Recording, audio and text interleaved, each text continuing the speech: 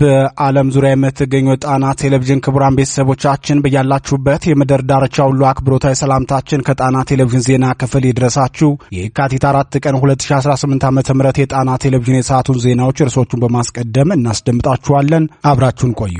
ወታደራዊ ስትራቴጂካዊነቷ የምትታወቀውን ታሪካዊቷን ደብረታቦር ከተማን ፋኖ በቁጥጥር ስር አውሏል። ፋኖ ደብረታቦር ሲገባ በፈጸመው ተጋድሎም ከፍተኛ የብልጽግናው ወታደራዊና ፖለቲካዊ ካድሬዎች በቁጥጥር ስር ሲውሉ የብልጽግናው ስርዓት በበኩሉ በርካታ የድሮን ጥቃት ፈጽሟል። የሰዓቱ ቀዳሚ ዜናችን ነው፣ ይደመጣል። መላ ደቡባዊ ጎንደር ቀጠናን የተቆጣጠረው የአማራ ፋኖ በወዲህ በኩል ደግሞ የአጼ ቴዎድሮስ ጭስ አባይ ከተማን በመቆጣጠር ወደ ባህር ዳር እየገሰገሰ መሆኑን አስታውቋል። የጭስ አባዩ ተጋድሎ ምን ይመስላል? የአንድ ወረዳ ሙሉ የሚሊሻ ፖሊስና አድማ ብተና አባላት ለፋኖ እጃቸውን በመስጠት ይደርስ የነበረውን ማህበራዊ ቀውስ ማስቀረት ችለዋል። ይህ ድርጊታቸውም ለሌሎች አካባቢዎች ልዩ ትምህርት የሚሰጥ ነው ተብሎለታል። ሁለቱም መረጃዎች በዝርዝር ይደመጣሉ። ሽንፈት ሲመጣ የሰራዊት መፈረካከስ ብቻ ሳይሆን መፈነካከትም የተለመደ ነው። ባህር ዳር የሚገኘው የብልጽግናው ወታደራዊ ማዘዣ ዛሬ እርስ በርስ በተታኮሱ አባላቱ ሲናወጥ ውሏል። ዜናችን ዝርዝሩን ያስደምጣችኋል። የአማራ ፋኖ ብሔራዊ ንቅናቄ በላይ ህዝብ በወቅታዊ ጉዳይ በሰጠው መግለጫ በወንጀል የማይጠረጠሩት በሙሉ ምህረት ይደረግላቸዋል ብሏል። በተጨማሪም ሌሎች መሰረታዊ ሐሳቦችንም አንስቶ ተናግሯል። በዝርዝር ይቀርብላችኋል። የብልጽግናው ሰራዊት በየቀኑ ካምፑን ባዶ እያደረገ የፋኖን ካምፕ እየሞላው ነው። ዛሬ ፋኖን የተቀላቀሉት የብልጽግናው ሰራዊት አባላት ወደዚህ የመጣ ነው መዋጋት ፈርተን ሳይሆን ዓላማቸውንና ዓላማችሁን ስለተረዳን ነው ወደ እናንተ የመጣ ነው ብለዋል። በዚህ ጉዳይ የተሰናዳ ዝርዝር ዘገባ ለሰዓቱ ሲደርስ ይቀርብላችኋል። እነዚህንና ሌሎች ለሰዓቱ የተመረጡ መረጃዎችን አሰባስበን ያሰናዳ ነው የሰዓቱ ዜናችን ወደ እናንተ መቅረብ ይጀምራል። በድጋሚ እስከ መጨረሻው አብራችሁን ቆዩ እያልን በቀጥታ ወደ ዝርዝር ዘገባው እናልፋለን።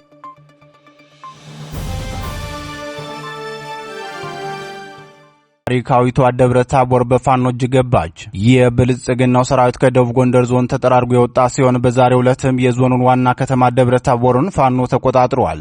የአማራ ፋኖ ብሔራዊ ንቅናቄ ደጃዝማች በላይ ዘለቀዝ የህዝብ ግንኙነት ኃላፊ አርበኛ ዮሐንስ ንጉሱ የዕለቱን ተጋድሎ አስመልክቶ በሰጠው አስተያየት የአፋብን ጎንደር ጠቅላይ ግዛት እዝና በላይ እዝ በጥምረት ጠላትን በቅንጅት በመምታት ደብረታቦር ከተማን ይዘዋል። እስካሁኑ ሰዓት ድረስ የጠላት ድሮኖች 4 ቦታ ላይ ስርዓቱ ንጹሃንን ኢላማ ያደረገ የድሮን ድብደባ ፈጽሟል ብሏል።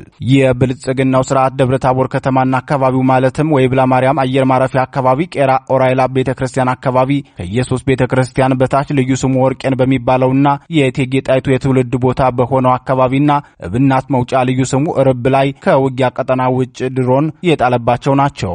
በእነዚህ ቦታዎች በተፈጸመው የድሮን ጥቃትም ንጹሃን አርሶ አደሮች በግፍ መገደላቸውን አርበኛ ዮሐንስ ንጉሱም በመረጃው አስታውቋል። የደብረታቦር ከተማውን ተጋድሎ አስመልክቶ ለጣና ቴሌቪዥን መረጃውን ያደረሱን የከተማዋ ነዋሪዎች ውጊያው ከሌሊቱ ጀምሮ የተፈጸመ መሆኑን ገልጸው ፋኖ ከሌሊቱ ጀምሮ ባደረገው ተጋድሎ ደብረታቦርን ተቆጣጥሮ ከፍተኛ ድል ማስመዝገቡን አስታውቀዋል። የዞኑና የከተማ አስተዳደሩ ባለስልጣናት የመሸጉበት ዳግማዊ ቴዎድሮስ አደባባይ አካባቢ የሚገኘው ጅምር ህንጻ ፋኖ ብርቱ ውጊያ ያደረገበት ሲሆን የባዲ ሚሊሻና አድማ ብተናም ህንጻው ላይ ከባድ መሳሪያ ጠምደው ውጊያ አድርገዋል። በዚህ ቀጠና በተደረገው ከባድ ውጊያም ከ7 በላይ ከፍተኛ የፖለቲካ ወታደራዊ ካድሬዎች በፋኖ እርምጃ እንደተወሰደባቸው ምንጮቻችን ተናግረዋል። ከዚህ በተጨማሪም በከተማው ቀበሌ 01 ልዩ ቦታው አስፋው ግራር በሚባለው አካባቢ የሚገኘው አድማ ብተናና የሚሊሻ ካምፕ በፋኖ ቁጥጥር ስር የገባ ሲሆን በዚያው የተከማቸ መሳሪያና ተተኳሽም በፋኖ እጅ መግባቱን የከተማዋ ነዋሪዎች ተናግረዋል። በዚሁ ቀበሌ 01 በሚገኘው አንደኛ ፖሊስ ጣቢያ በብልጽግናው ኮማንድ ፖስት ታስረው የነበሩ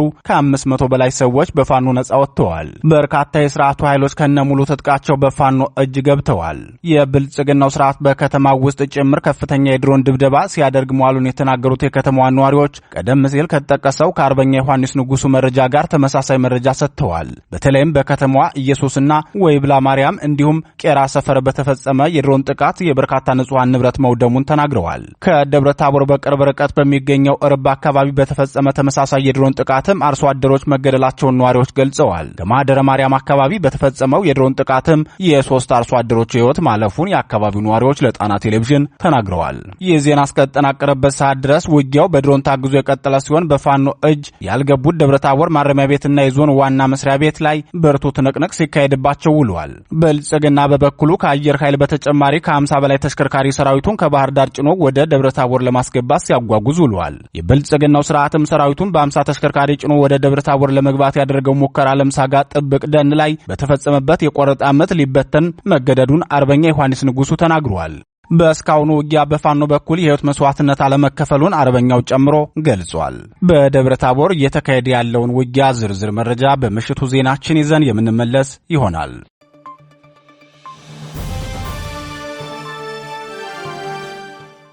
የፋኖ ድል ባህር ዳር ከተማ ደርሷል። የአማራ ፋኖ ብሔራዊ ንቅናቄ አጼ ቴዎድሮስ ዕዝ የክልሉ መዲና ባህር ዳር ጫፍ ድረስ ዘልቆ በመግባት ወሳኛዋን ከተማ መቆጣጠሩን አስታወቀ። በዙ የ102ኛ ኮር አህዶች ባደረጉት ትንቅንቅ የባህር ዳር ከተማ አንደኛው ቀበሌ የሆነችውን ጭስ አባይ ከተማን በቁጥጥር ስር መዋል የቻለ ሲሆን በከተማው ቅርብ ርቀት በብልጽግናው ሰራዊት እጅ የነበሩ ቦታዎችን መቆጣጠሩን ገልጿል።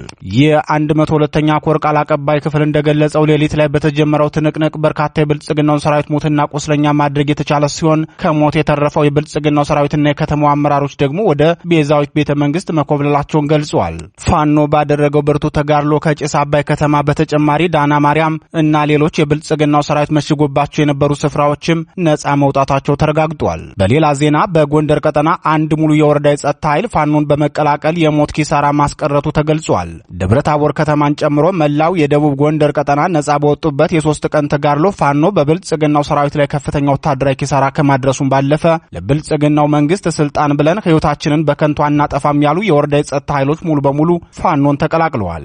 በዞኑ የሰዴ ሙጃ ወረዳ መላው የጸጥታ ኃይል ሮቢት ከተማ ላይ መሽጎ የነበረ ቢሆንም ፋኖ በቀጠናው እያደረገው ያለውን ተጋድሎ ተከትሎ ከነበሩበት በመውጣት ለፋኖ እጃቸውን ሰጥተዋል። ከነበሩበት ሮቢት ከተማ በመነሳት ለአማራ ፋኖ ብሔራዊ ንቅናቄ ጎንደር ጠቅላይ ግዛት ዕዝ 206ኛ ከፍ ያለው ደሴ ኮር እጃቸውን የሰጡ የሚልሻና አድማ ብተና አባላት ቁጥራቸው ከ420 በላይ ሲሆን የወረዳውን መሳሪያ ከነተተኳሹ እንዲሁም ሌሎች ወታደራዊ ቁሳቁሶችን ለፋኖ አስረክበዋል። ሮቢት ከተማ ላይ የነበረው መላው የወረዳው የባዲን የጸጥታ አመራሮችና የሚልሻ እንዲሁም የፖሊስ አባላት ከነሙሉ ትጥቃቸው እጃቸውን መስጠታቸውን ተከትሎ በወረዳው ምንም አይነት የጥይት ድምጽ ሳይሰማ ፋኖ ቀጠናውን ማስተዳደር ጀምሯል። የወረዳውን የጸጥታ አካላትና ሌሎች ወታደራዊ ቁሳቁሶችን ይዘው ወደ ፋኖ ካምፕ የተቀላቀሉት የብልጽግናው አዋጊዎችና ወታደራዊ አዛዦች ለፋኖ ቃላቸውን ሲሰጡም የተጠመደብንን የሴራ ወጥመድ በጣጥሰን በመውጣት የራሳችንን ህይወት ብቻ ሳይሆን ቤተሰቦቻችንም ከመበተን ታድገናል ብለዋል። ወታደራዊ አዛዦቹ አክለውም አማራን እርስ በርስ የማጫረስ የመንግስት ሴራ በእኛ የፖለቲካ አለመረዳት እድሜው ተራዝሞ የነበረ ቢሆንም አሁን ግን ትምህርት ወስደንበታል ሲሉ ተናግረዋል። ከዚህ በኋላ አማራው የብልጽግናን ስልጣን ለመጠበቅ ህይወቱን ማጥፋት የለበትም ያሉት የብልጽግናው ወታደራዊ አዛዦች በመላው አማራ ላሉት የስርዓቱ አገልጋዮችም ጥሪ አቅርበዋል። እኛ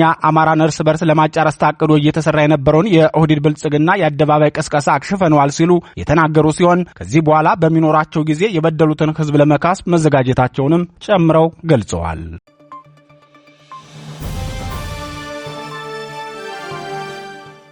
የብልጽግናው ጦር እርስ በርሱ ተገዳደለ። የብልጽግናው ሰራዊት ሰሜን ምዕራብ ዕዝን ጨምሮ የስርዓቱ ወታደራዊ ኃይል ዋና ማዘዣ ጣቢያ በሆነ መኮር ካምፕ የሚገኘው የስርዓቱ ጦር እርስ በርሱ ውጊያ ከፍቶ መገዳደሉ ታወቀ። በዚህ እርስ በርሱ ውጊያም 4 የሰራዊቱ አባላት መገደላቸውን ወታደራዊ ምንጮች ተናግረዋል። ካምፑ ላይ የተነሳ የእርስ በርስ ተኩስ ምክንያቱ ወታደራዊ ግምገማ መሆኑን የሚናገሩት ወታደራዊ ምንጮች በዚህ ግምገማ ላይ በጽንፈኛው ቁጥጥር ስር እየገቡ በሚገኙ አካባቢዎች የሚኖረው ህዝብ ላይ ሆን ተብሎ የታለመ የድሮን ጥቃት እንዲፈጸምና በዚህም ህዝቡ ጽንፈኛውን በእናንተ ምክንያት ነው የተመታ ነው ብሎ እንዲቃወም ማስደረግ፣ ከጽንፈኛው ጋር ተጃምሎ የሚገባ ኃይል ማዘጋጀትና በከተሞቹ ንብረት ዝርፊያ መፈጸም፣ ተቋማትን ማቃጠልና ሴቶችን እንዲደፍር በማድረግ የህዝብን ቁጣ መቀስቀስ ይኖርብናል የሚል መመሪያ ለሰራዊቱ ወረደለት። ይህን ግምገማ ተከትሎም ትክክለኛውን ወታደራዊ ሳይንስ የተላበሱና የህዝብ እልቂት የሚያሳስባቸው ጥቂት የሰራዊቱ አባላት በእነዚህ ጨካኝ የስርዓቱ ወታደራዊ ካድሬዎች ላይ ተቃውሟቸውን አነሱ። የገጠምነው ከፋኖ ጋር እንጂ ንጹሐንን አይደለም፣ እንዲያውም ንጹሐን ላይ ተደጋጋሚ የአየር ድብደባ ካደረግን የአማራ ህዝብ የበለጠ የሚጠላን እኛን ነው በሚል ተቃውሟቸውን አሰሙ።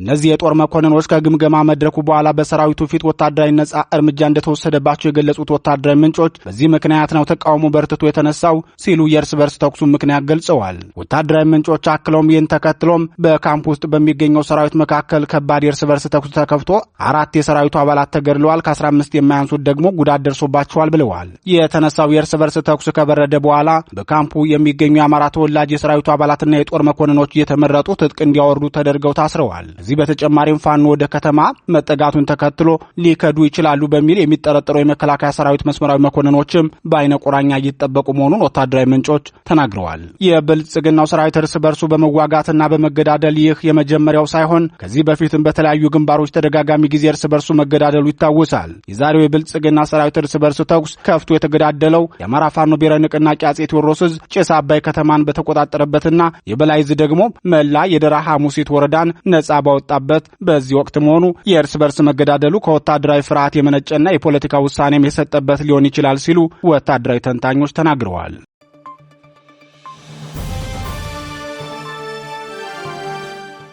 በወንጀል የማይጠረጠሩት በሙሉ ምረት ይደረግላቸዋል። ፋኖ የአማራ ፋኖ ብሔራዊ ንቅናቄ ደጃዝማች በላይ ዘለቀ ባወጣው ወቅታዊ መግለጫ በፋኖ ብርቱ ክንድ ነጻ በወጡ የጎንደር ቀጠናዎች ህዝባዊ ውይይትና ጊዜያዊ አስተዳደር እያደራጀ መሆኑን አስታውቋል። በጎንደር ቀጠና የሚንቀሳቀሱት ሁለቱም የአማራ ፋኖ ብሔራዊ ንቅናቄ እዞች በቅንጅትና በተናጠል ባካሄዷቸው ውጊያዎች የደቡብ ጎንደር ዞን አስተዳደርን ሙሉ በሙሉ ነጻ ማውጣት ችለዋል። ይህን ተከትሎም ህዝባዊ አስተዳደሮች እንዳይስተጓጎሉ፣ ሰላምና ጸጥታው እንዳይናጋና በህዝብ ዘንድም መደናገጥ እንዳይፈጠር ፋኖ የማረጋጋት ስራ ያከናወነ መሆኑን የገለጸው የአፋብን ደጃዝማች በላይ ዘለቀ መግለጫ የብልጽግናውን ስርዓት የፖለቲካ ሸፍጥ ማክሸፍ የምንችለው የስርዓቱ አገልጋዮች ይህንን ተረድተው መስዋዕትነትን በቀነሰ መንገድ ህዝባዊ ትግሉን ሲቀላቀሉና የፋኖንም ጥሪ ሲቀበሉ ነው ብሏል። የፋኖን ጥሪ ተቀብለው እጃቸውን ለሚሰጡ በየደረጃው ለሚገኙ ወታደራዊም ፖለቲካዊም ካድሬዎች ምህረት እየተደረገ መሆኑን የገለጸው የበላይ ዕዝ በውጊያ መሃል እጃቸውን ለሚሰጡ በወንጀል የተጠረጠሩትን ብቻ አስፈላጊውን የህግ ምርመራ እንደሚያደርግ ገልጾ በወንጀል የማይጠየቁትን ግን በፈለጉት ዘርፍ ለማሰማራት ዝግጁ መሆኑን አስታውቋል። ስልጠናና ግንባታ በመስጠትም እንደ ምርጫው በሚፈልገው መንገድ የመኖር መብቱ ይጠበቅለታል። ስርዓት አልበኝነትና ወንጀሎች እንዳይፈጸሙም ጥብቅ ቁጥጥር ይደረጋል ሲል አስታውቋል። አጥፊዎች ላይ የማያዳግም እርምጃ ይወሰዳል ሲል የገለጸው አፋብን በላይ ዕዝ መሰረታዊ የማህበራዊ ኢኮኖሚያዊ አገልግሎት ሰጪ ተቋማት ጥበቃ እየተደረገላቸው አገልግሎታቸውን ይቀጥላሉ፣ ያለ በቂ ምክንያት ወይም በፖለቲካ አመለካከታቸው ብቻ የታሰሩት ከስር ይለቀቃሉ ብለዋል። በወቅታዊ ጉዳዮች ዙሪያ የአማራ ፋኖ ብሔራዊ ንቅናቄ በላይ ዕዝ ያስተላለፈው ሙሉ መልእክት ተከታትለን እንመለስ።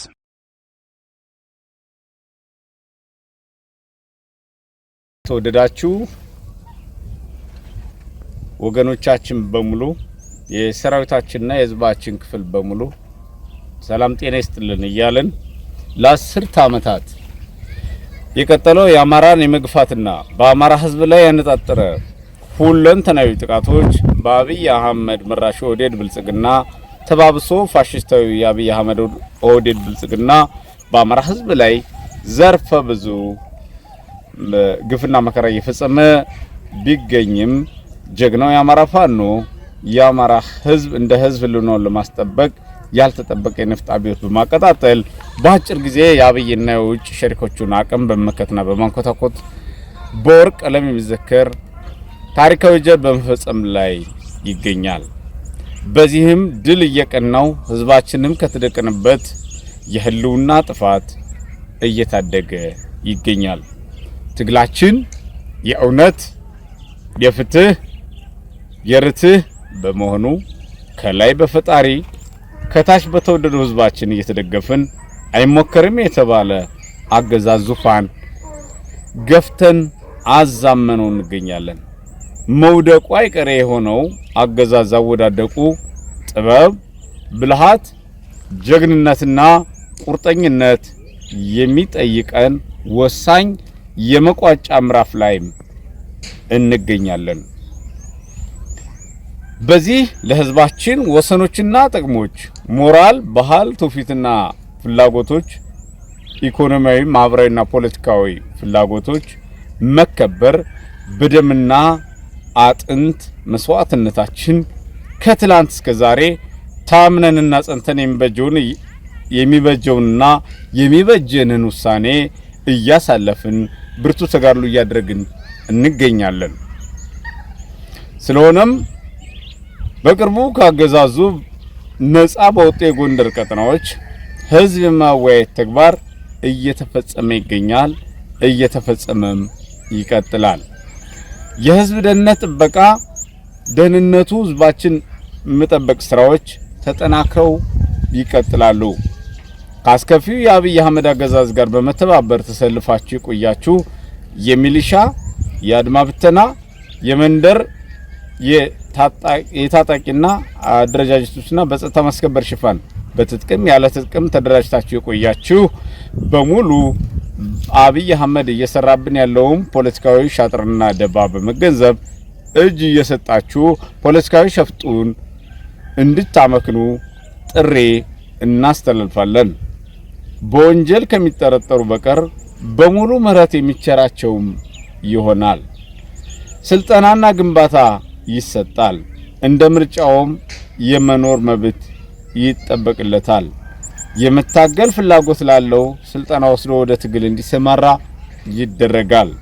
ስርዓት አልበኝነትና ወንጀሎች እንዳይፈጸሙ ጥብቅ ቁጥጥርም ይደረጋል። አጥፊዎች ላይ የማያዳግም እርምጃ ደግሞ ይወሰዳል። ያለበቂ ምክንያት የታሰሩ እስረኞች ይፈታሉ። የህዝብ አገልግሎት በነጻ ይቀጥላሉ። ጤና፣ መብራት፣ ቴሌኮም፣ መንገድ፣ መጠጥ ውሃና ባንኮችና መሰል አገልግሎት ሰጪ ተቋማት የዘወትር ህዝባዊ አገልግሎታቸውን እንዲቀጥሉ ይደግፋሉ። በተዋረድ የብልጽግና ሹመኞች የነበራችሁ የፖለቲካ ሹመኞች የነበራችሁ በየወረዳው ለተቋቋመ የፋኖ አስተባባሪ ግብረ ኃይል እጅ እየሰጣችሁ የምረት ተጠቃሚ ትሆናላችሁ። ተባባሪ ባልሆኑት ላይ የማያዳግም እርምጃም ይወሰዳል። በህዝብ ይሁንታና ፍቃድ በቀጥታ ህዝባዊ ምርጫ የቀበሌ እና አካባቢያዊ መዋቅሮች መልሰው ይደራጃሉ። ሁሉም ማህበራዊና ኢኮኖሚያዊ እንቅስቃሴዎች በነጻነት ይቀጥላሉ። በአማራ ፋኖ ብሔራዊ ንቅናቄ አፋብን በኩል ከድርጅት በተከታታይ የሚወርዱ ህገ ደንቦችና መመሪያዎች በየተዋረዱ ተፈጻሚ ይሆናሉ። ክብር ለጀግኖቻችን፣ ክብር ለሰማዕት ጓዶቻችን፣ ክብር ለሐቀኛ ታጋዮችና ለመላት ህዝባችን ይሁን። የአማራ ፋኖ ብሔራዊ ንቅናቄ በላይ ዘለቀ እዝ የካቲት 3 2018 ዓ.ም አርበኛ ዮሐንስ ንጉሱ። እናመሰግናለን።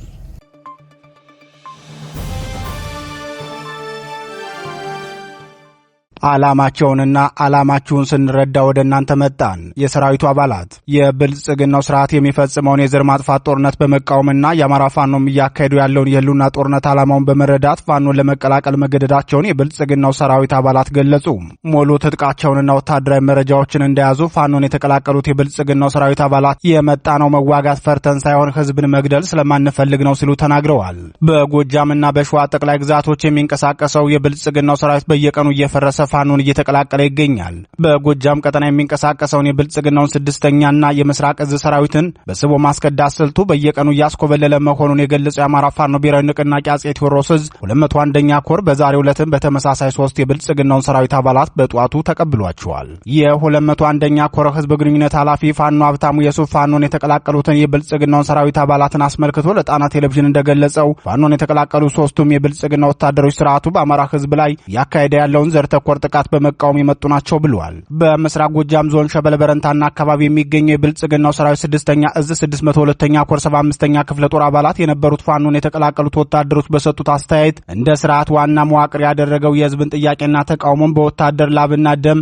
ማፈን ነው። ወደ አማራ ክልል ከገባን በኋላ እንደተመለከትነው የፋኖ ትግል የግለሰቦች ወይም የሆኑ አካባቢ ህዝብ የኢኮኖሚ ጥያቄ ወይም ተራ አመጽ ሳይሆን የመላው ህዝቡ ጥያቄ መሆኑን ነው ብለዋል። ወታደሮቹ በንግግራቸው በዚህ መንገድ የተጀመረ ህዝባዊ ትግል መሆኑን በአይናቸው መመልከታቸውን የገለጹ ሲሆን በተለይም የሰራዊቱ አዛዦችና የፖለቲካ ካድሬዎች ለአማራ ህዝብ ያላቸው ጥላቻ የስርዓቱን መዋቅር ጥለው እንዲወጡ ምክንያት እንደሆናቸው ተናግረዋል። ይህ በእንዲህ እንዳለ በሸዋ ቀጠና የሚንቀሳቀሰው የብልጽግናው አየር ወለድ ኮማንዶ አባላት ሙሉ ትጥቃቸውንና ወታደራዊ መረጃን እንደያዙ ፋኖን ተቀላቅለዋል። የአማራ ፋኖ ብሔራዊ ንቅናቄ ሸዋ ጠቅላይ ግዛት እዝ አጼ አምደ ጽዮን ኮር አጼ ዳዊት ክፍለ ጦርን ከተቀላቀሉት የአየር ወለድ ኮማንዶ አባላት መካከል በኮሎኔል ማቴዎስ ማዴቦ ከሚመራው የ101ኛ አየር ወለድ ክፍለ ጦር አባል ይገኝበታል። የአየር ወለድ ኮማንዶ አባሉ በሰጠው አስተያየትም ልጠብቀው በወጣሁት ህዝቤ ላይ እንድተኩስ የሚያደርግ ሞራል የለኝም ሲል ተናግሯል። የአጼ ዳዊት ክፍለ ጦር የህዝብ ግንኙነት ኃላፊ አርበኛ መመሩ ወርቅ አፈስኩ አባቡ እንደገለጸው የአማራ ፋኖ ሸዋ ጠቅላይ ግዛት እዝ የሰጠውን የምረት እድል እየተጠቀሙ በየቀጠና ያሉ ክፍለ ጦሮችን እየተቀላቀሉ ያሉ የቀድሞ የብልጽግና ወንበር አስጠባቂዎች ቁጥራቸው በየቀኑ እየጨመረ ይገኛል። እስካሁን ድረስ ሞቴን ከብልጽግና ጋር ያድርገው ያላቸው የስርዓቱ አገልጋዮች ደግሞ የሰሞኑን የፋኖን የድል ግስጋሴ በመረዳት ከወደቁት ሳይሆን ከተረፉት ትምህርት ወስዳችሁ እድሉን እንድትጠቀሙበት ሲል ጥሪ አቅርቧል።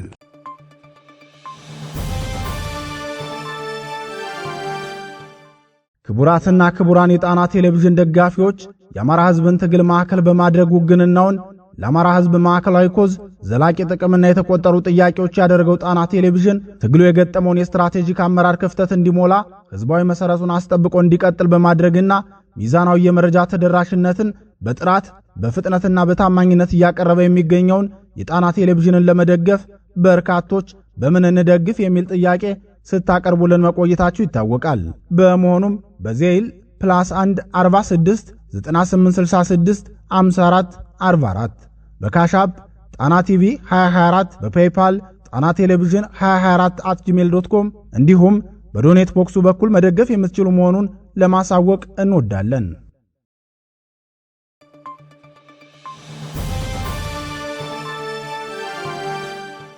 ክቡራትና ክቡራን ዜናችን የተከታተላችሁትን ይመስል ነበር። በምሽቱ የዜና ወጃችን እስከምንገናኝ በዚሁ ተሰናበትን። ጤና ይስጥልን።